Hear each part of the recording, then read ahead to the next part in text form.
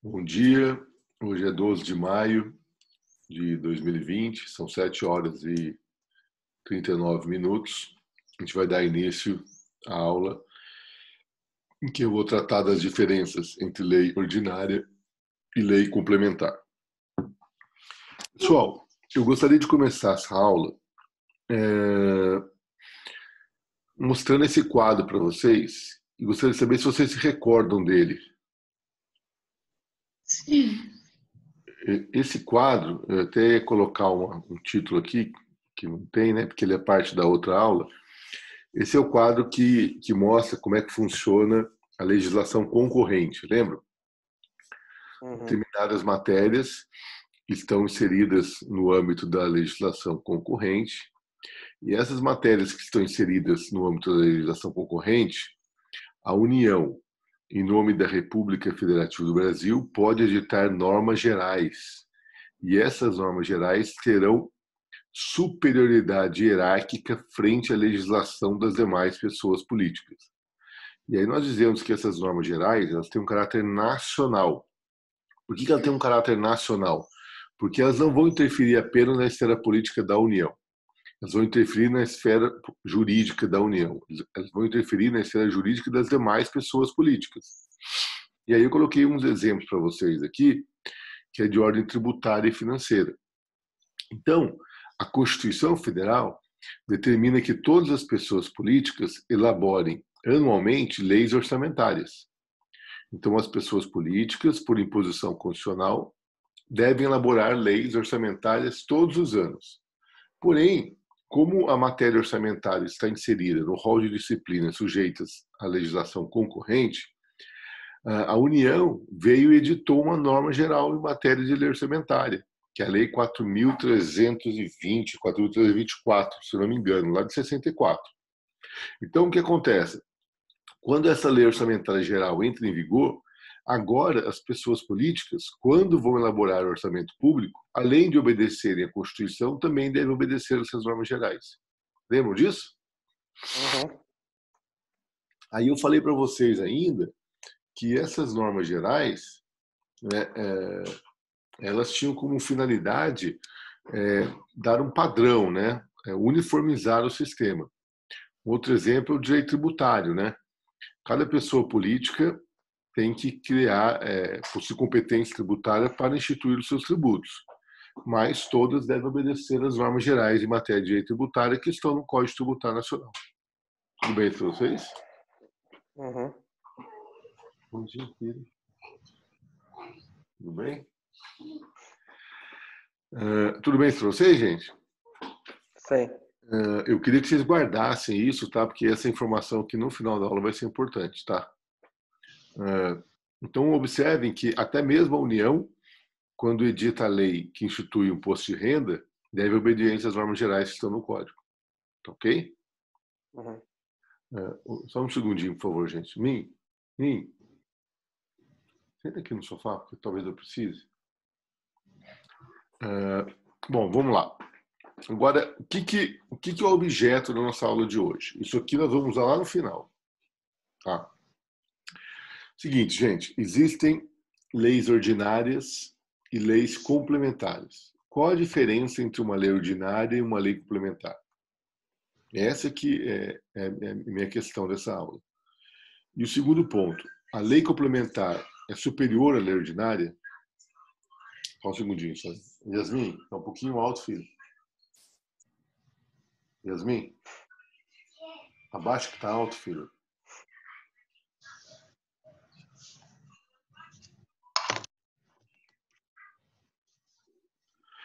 Tudo bem? Então, vejam que... Um segundo. Yasmin, vem cá um minuto, por favor. Então, assim, eu quero saber qual a diferença entre lei complementar e lei ordinária, e eu quero saber se a lei complementar é superior à lei ordinária. Só um minutinho, pessoal.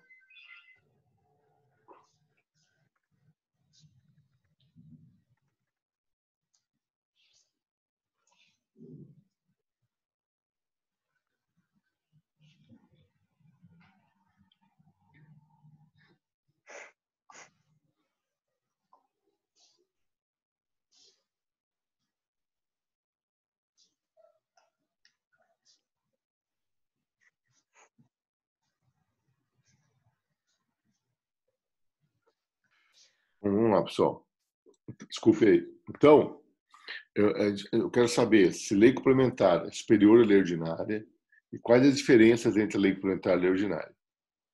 Bom, lei complementar, a primeira vez que fala-se em lei complementar no direito brasileiro é através da emenda 17 à Constituição de 1946, tá?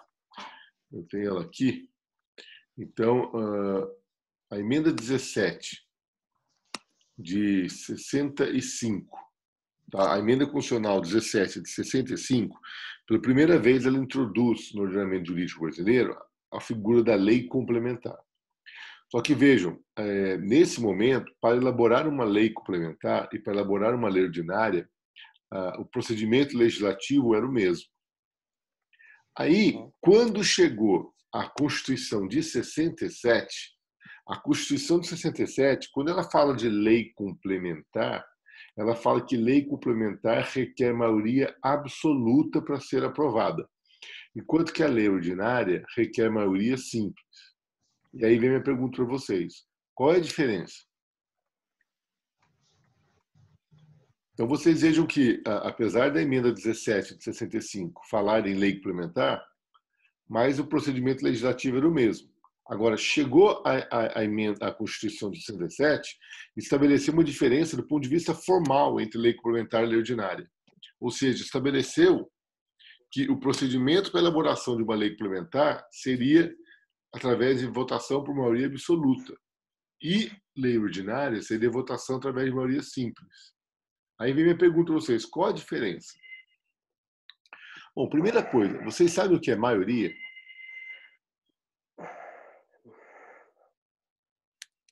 Sim. O que é maioria? Mais da metade. Mais da metade. Mais da metade. Quem mais? Fala aí. Então, eu fiz esse slide para vocês aqui, ó. Dá uma olhada nele, ó. Maioria é mais que a metade. É o primeiro número inteiro superior à metade. Presta atenção. Quando eu pergunto o que é maioria, qual a resposta que vocês me dão? Metade mais um. Metade mais um. Metade mais um pode ou não ser a maioria. Quer ver uma coisa? Se maioria é ter mais do que a metade, né? A maioria é ter mais do que a metade, certo? Então, olha só. Se eu tenho 20 membros, qual é a maioria? 11. 11. Então, qual que é a metade de 20? 10. Mais um? 11. Então, você veja que aqui funcionou a tese de que a maioria é metade mais um, tudo bem? Mas por que funcionou essa tese? Porque o número de membros é par. Agora, presta atenção. 21 membros. Qual é a metade? 10,5. 10,5. Qual é a maioria? 11. Não, 12. 12? 12 é a maioria? Não, 11 dá 22 daí. Não, olha só. Eu tenho 21 membros. Qual é a metade? Metade é 10,5. 10,5. Se eu tiver 11 votos, eu não tenho mais que a metade? Tem, mas... Fala, Daniela. Tem que ser um número inteiro. Então, tem que ser o número inteiro. Por isso que eu falo. Isso que eu ia falar. Primeiro número inteiro superior à metade. Então, veja bem. Se o número de membros é ímpar, a metade sempre vai ter o número quebrado, certo? Aí a maioria vai ser o primeiro número inteiro superior a essa metade. Então, veja só. Se eu tiver 21 membros, a metade é 10,5. Se eu tiver 11, já não tenho mais que a metade? Então já tem a maioria. Você já então não é a metade mais um, é a metade mais meio. Então, por isso, então, exatamente. Então, é essa a finalidade, Daniela. Primeiro, a gente tem que saber o que é a maioria. E a gente tem que parar com essa mania de chamar que maioria é metade mais um. Porque a maioria nem sempre é metade mais um. Ela pode ser metade mais um, mas nem sempre ela é. Se o número for par, a maioria sempre vai ser metade mais um. Porque a metade é o número inteiro, mais um número inteiro, chega a maioria. Mas quando o número de membros aqui é ímpar, a metade vai ser o número quebrado. E aí a maioria vai ser o primeiro número inteiro superior que a metade. Quer ver? Eu vou colocar outro exemplo aqui. 31. Qual é a metade de 31? 15. 15,5. Qual que é a maioria? 16. 16. Primeiro número inteiro superior à metade, percebe? Uhum. Se eu pegar 15,5 mais 1, vai dar 16,5, não vai? Sim. Uhum. Aí, para ter maioria, eu vou ter que ter 17. Isso não é verdade. Entendeu? Ah, tá. Isso não é verdade. Então, vamos pegar outro exemplo aqui para vocês. 50. Qual que é a metade? 25. 25. 5. Qual que é a maioria? 26. 25 mais 1, igual a 26. 26. Opa, professor, aqui a maioria é metade mais 1. Aqui é. Por quê? Porque o número que eu estou dividindo ele é par. Entendeu? Agora, se eu pegar 51, qual que é a metade de 51? 25. 5,5. Qual é a maioria? Continua sendo 26. Veja, aqui a metade mais 1 não é maioria. Tudo bem? Então, preste atenção nisso, gente. Jamais repitam na vida de vocês que a maioria é metade mais 1. A maioria pode ser a metade mais 1, mas não necessariamente é a metade mais 1. Por quê? Porque se eu estiver pegando a maioria de um número ímpar, a metade, se eu estiver pegando a maioria de um número ímpar, a maioria vai ser o primeiro número inteiro superior à metade. Porque se o número é ímpar, a metade sempre vai ser o número quebrado. Tudo bem? Uhum. Entenderam Sim. isso? Sim. Sim. Beleza. Agora, o que é maioria simples ou maioria relativa? Tá? As duas expressões são sinônimas. E a maioria absoluta. Vejam só. Gente, para ter início uma sessão... Eu coloquei aqui, na Câmara dos Deputados, nós temos 513 membros, tá ok? Se eu tenho 513 membros, qual é a metade? 206,5. Tá ok? Então, a maioria são 207 votos. No Senado Federal, eu tenho 81 membros. A metade, 40,5. Então, a maioria, 41 votos. Bom, agora presta atenção. Para nós termos o início de uma sessão de votação na Câmara dos Deputados ou no Senado Federal, é necessário que todos os membros estejam presentes? Não. Não. Não. É igual essa aula aqui, né? Nem todo mundo está presente e a aula está acontecendo. É claro que não, né? Pô, são 513. Vai ter um Mas tá nós no... não somos a maioria, professor. Se tivesse que ter uma votação aqui, acho que não poderia. Aliás, isso é o que mais me preocupa nesse momento com relação aos meus alunos, é exatamente esse baixo quórum, tá? Nós temos aí uns 30, 40 alunos na sala de vocês, né?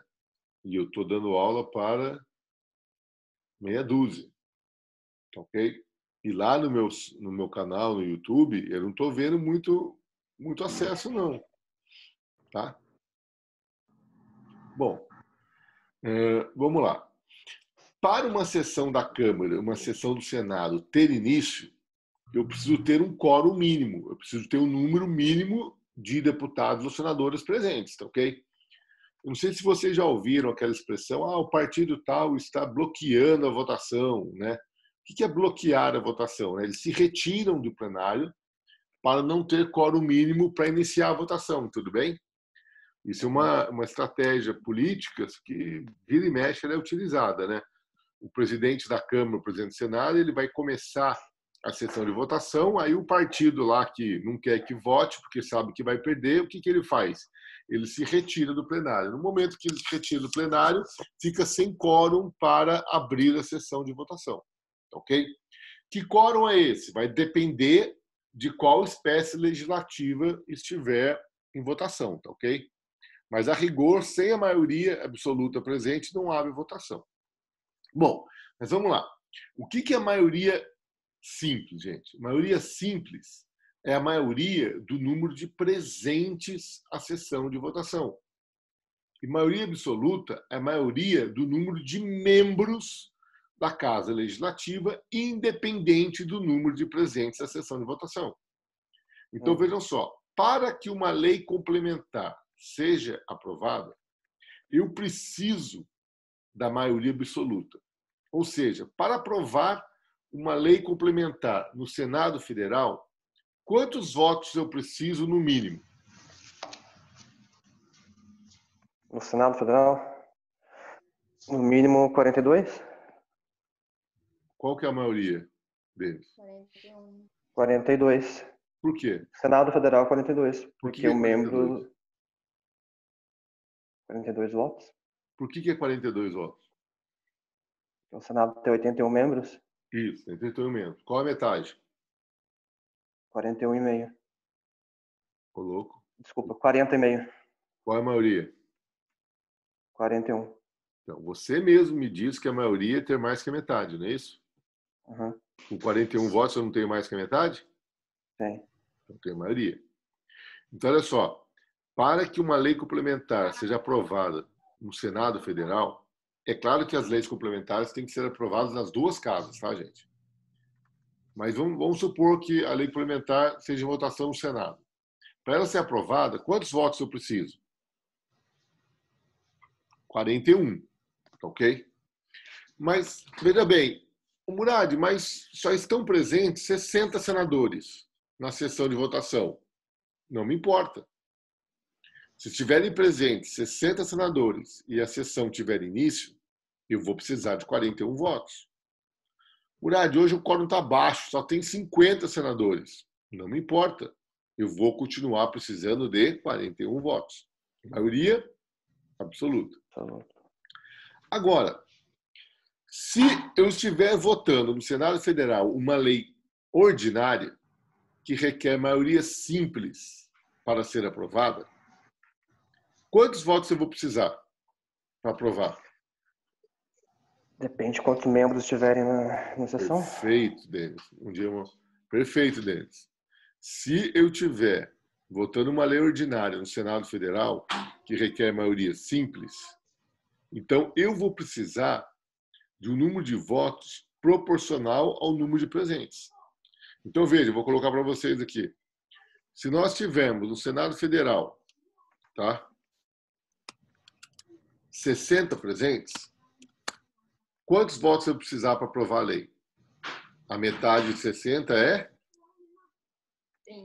30. A maioria será 31. 31. Então, vocês vejam que se eu tiver uma sessão do Senado Federal com 60 senadores, tá, para aprovar uma lei complementar, eu preciso de 41 votos. 31. Não. Lei complementar. 41 votos. Para aprovar uma lei ordinária, eu preciso de 31 votos. 31. Estão me entendendo? Qual que é mais difícil? Lei complementar ou lei ordinária? Complementar. Lei complementar. E complementar. Estão me entendendo? Entenderam o que eu disse? Então, olha só. Vejam bem, a primeira diferença entre lei complementar e lei ordinária é uma diferença do ponto de vista formal. Por que é uma diferença do ponto de vista formal? Porque para aprovar uma lei complementar, eu preciso de maioria absoluta, e para aprovar uma lei ordinária, eu preciso de maioria simples. Bom dia, Rafa. Fala oi, pessoal. Oi. Oi. Dá um beijo, papai. Então, olha só. Para aprovar uma lei complementar, eu preciso de maioria absoluta. Para aprovar uma lei ordinária, eu preciso de maioria simples. Então, vocês vejam que essa diferença do ponto de vista formal faz com que a lei complementar seja mais difícil de ser aprovada do que uma lei ordinária. Estão me entendendo? Uhum. Vamos pegar um exemplo aqui na Câmara dos Deputados. Se eu estiver votando uma lei complementar na Câmara dos Deputados, quantos votos eu preciso para aprovar? 207. 207. 207. E para aprovar uma lei ordinária? Depende. Depende do... Depende do quê? Do número de presentes. Do número de presentes à à sessão de votação. Parabéns. Sim. Tá? Imaginemos que nós temos lá 400 presentes. Quantos votos eu vou precisar? 201. Gente, aqui está errado. 513 dividido por 2 é 206, não, é 256, né? Ô, professor, não sabe fazer conta? Né? Então, eu preciso de 257 votos, tá? Achei estranho, pô. 400 dá muito próximo, né? Se eu tiver 400 presentes, quantos votos eu vou precisar ter? 201. 201. 201. 201.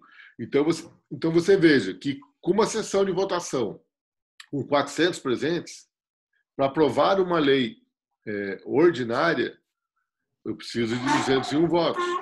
Mas para aprovar uma lei complementar, eu preciso de 257 votos. Ou seja, aprovar uma lei complementar é mais difícil que aprovar uma lei ordinária. Estão me entendendo? Certo? Certo. Acho que está bem claro isso para vocês, né? Então, agora, olha só, para emendar a Constituição, qual o quórum que eu preciso? 3/5. 3/5. Então, vamos lá, vocês sabem fazer conta ainda? Vamos lá, para aprovar uma emenda à Constituição na Câmara. Quantos votos eu preciso? Nossa, 3,500. 15, Agora 13. lascou, Dá né? 300, acho que é 300 e pouquinho. Não vai me dizer que você veio para o direito para não fazer conta, que daí... Cadê aqui a minha calculadora? 500. Aqui, ó, vamos lá. Como é que faz essa conta? 513 dividido por 5 é igual a 102. Multiplicado por 3, Por 3, 307. Ou seja, quantos votos eu preciso ter? 308. 308. 308. Ó, como que é mais difícil ainda, hein? Tá? Agora vamos pegar no Senado, ó. 81 divide por 5, multiplica por 3. 40. Quantos votos eu preciso ter no Senado? 49. 49. 49. Entenderam? Tudo bem? Tudo bem. Tá, então, né? Você está sem internet? Meu filho está sem internet. Liga o Wi-Fi aí, Rafa. Conecta no Wi-Fi. Aqui do ladinho, embaixo ali, tem o Wi-Fi. Clica ali que se conecta. Aprender a se virar, né?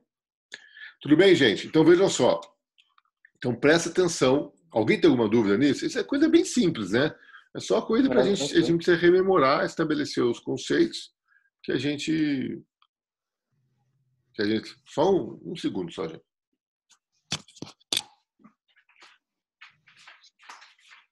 Ô, louco, você não sabe muito conectar a internet, cara. Pelo amor de Deus. Denise.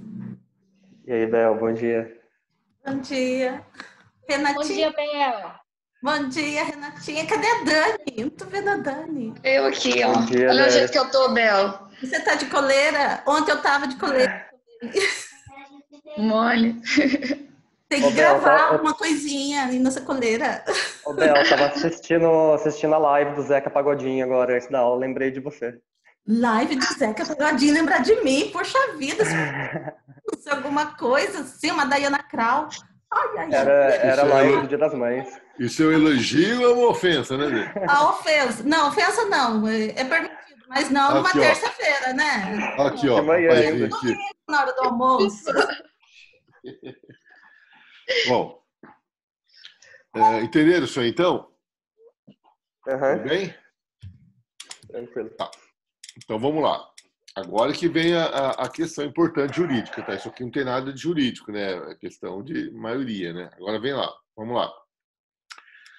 Gente, aqui, presta atenção nessa pirâmide, que é uma pirâmide, muitos dizem que é pirâmide de Kelsen, tá? Eu nunca vi essa pirâmide aí nas obras de Kelsen, mas enfim. O Chechel disse a mesma coisa. Só lembrei isso. Ele falou, vamos falar Já. Escada. Bolo. pirâmide hierárquica de Kelsen e tal. Veja bem, eu vou analisar aqui apenas o aspecto formal, tá? Mesmo porque tem muita gente que não adota essa pirâmide aí, tá ok? Então, olha só. Eu fiz uma pirâmidezinha para vocês E vocês vejam que lá na base da pirâmide eu tenho a lei ordinária. Lei ordinária, aliás, na base da pirâmide eu tenho um decreto executivo. Tá? O decreto executivo, gente, ele é lei? Não, tem força Não. Não, ele não é lei. Ele é um decreto expedido pelo chefe do Poder Executivo, tá ok? Ele não tem força de lei, certo? Mas o decreto, ele pode acabar nos obrigando a fazer alguma coisa quando ele estiver regulamentando uma lei, tudo bem? O decreto ele tem função regulamentadora. Preste muita atenção nisso, tá? Agora mesmo nós estamos em quarentena por força de Decreto. de vários decretos. Né? Nós temos sobre as nossas cabeças um decreto estadual e um decreto municipal. Aliás, eu nem sei se o prefeito de Taubaté ele renovou o decreto municipal, né? Mas, enfim, agora, esse decreto do governador do estado, né, que foi prorrogado agora até 31 de maio, por que eu tenho que obedecer ele se ele é um decreto? Porque, na verdade, ele está regulamentando aquilo que está na lei, ok? Existe uma lei que confere a ele poderes para tomar medidas diante de situações graves à saúde pública, ok? E foi o que ele fez.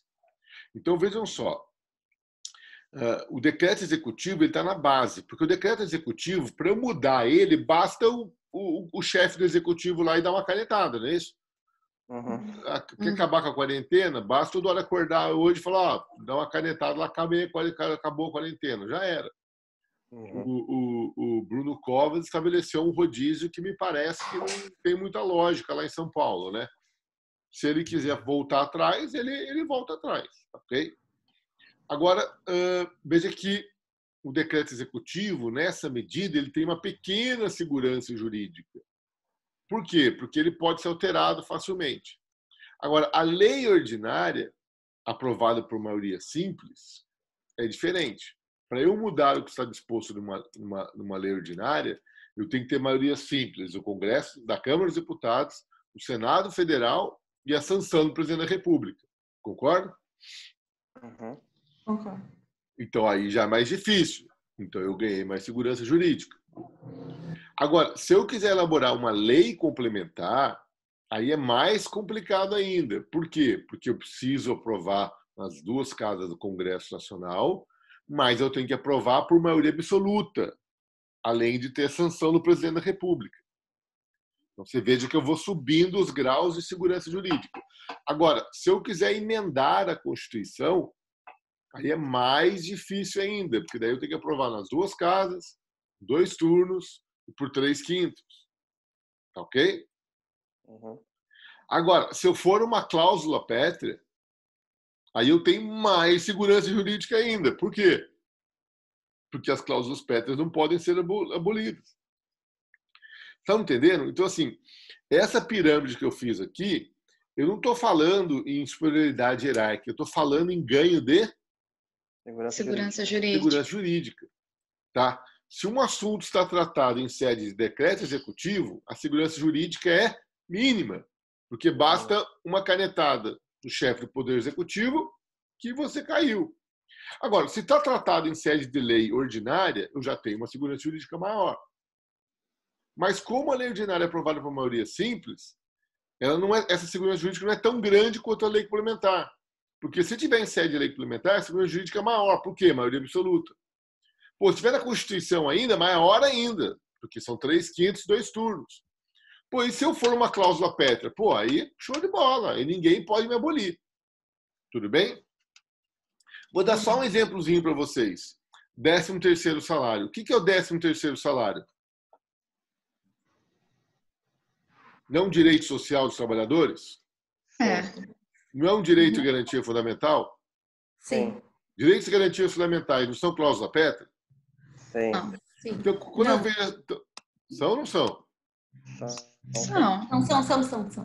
Não. Então, quando eu vejo essa discussão de que nós vamos acabar com o 13º salário, eu falo assim, bom, quem discute isso conhece pouco.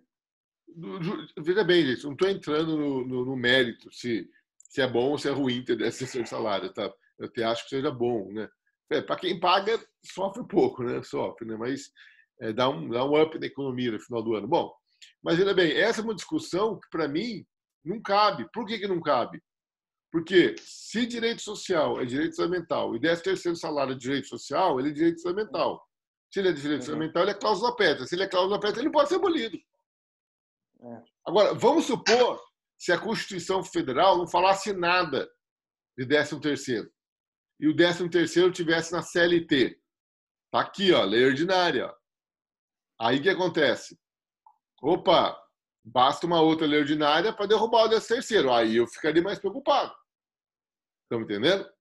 Agora, se quem estipulasse o 13º fosse uma lei complementar, você concorda que teria uma segurança jurídica maior? Porque eu preciso de um quórum maior para derrubar. Estão entendendo? Então, veja só.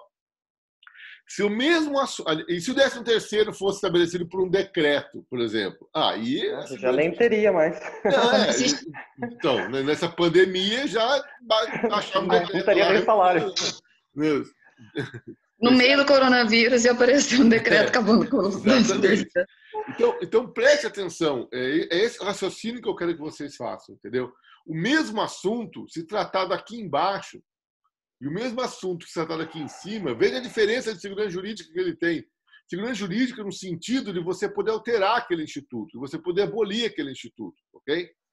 Se o 13º fosse estabelecido por um decreto, ele seria facilmente abolido. Se ele fosse estabelecido por uma lei ordinária, como tem na CLT, tudo bem, ele não é tão facilmente abolido quanto o decreto, mas dá para tirar ele da jogada. Se fosse uma lei complementar, é mais difícil, mas dá para tirar. Se ele fosse uma norma constitucional, é mais difícil ainda, mas dá para tirar. Pô, mas ele é uma cláusula pétrea, aí não dá para tirar. Aí ele tem a segurança jurídica máxima, ok? Que é aquele núcleo material que é sólido da Constituição. Por isso, cláusula pétrea que não pode ser abolido. Fala deles. O exemplo dos bolsominions discutindo a tripartição das funções, querendo acabar com o Supremo, com o Congresso Nacional, né? Tendo cláusula pétrea. Essas questões aí eu já nem... Bem inócuo discutir isso daí. Mas a gente tem que tomar cuidado, tá? Eu sempre falo que o que me assusta não é o Bolsonaro, o que me assusta são os bolsominions. Né? Porque tem muita gente que segue o que ele fala e acha que ele está certo. E olha, tem gente perto de mim que acha isso, tá? Eu não vou dizer quem aqui para não criar problemas em família, mas tem muita gente que acredita, né? Que acha que tem que fazer mesmo, entendeu? Que entra nessa conversa aí, né? Não aprenderam nada com a história, né? Então, é por isso que eu digo, Denis, a nossa Constituição ela está sendo desafiada. Aliás, ela sempre é desafiada.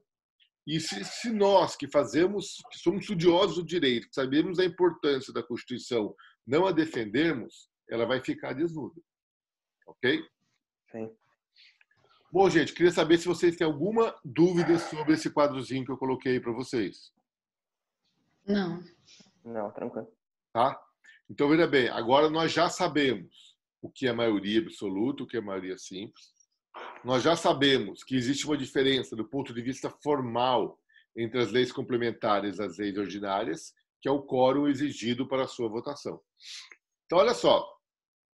Como a Constituição requer 3/5, nós dizemos que a Constituição ela é rígida, né? Como as leis ordinárias requerem maioria simples, nós dizemos que elas são flexíveis. E como a lei complementar está no meio do caminho, nós dizemos que elas são semi-rígidas. Tudo bem? Tá? Aí eu poderia colocar que a cláusula pétrea é super rígida, né?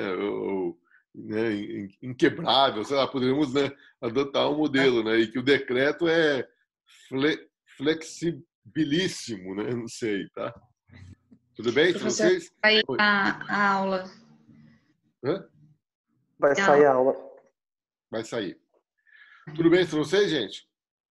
Tá. Então, olha só, eu vou pedir só uns 5 minutos, são 8h15, 8h20 a gente volta. Eu preciso tomar um chazinho lá que minha garganta tá arranhando, tá bom? Beleza, tranquilo. Beleza.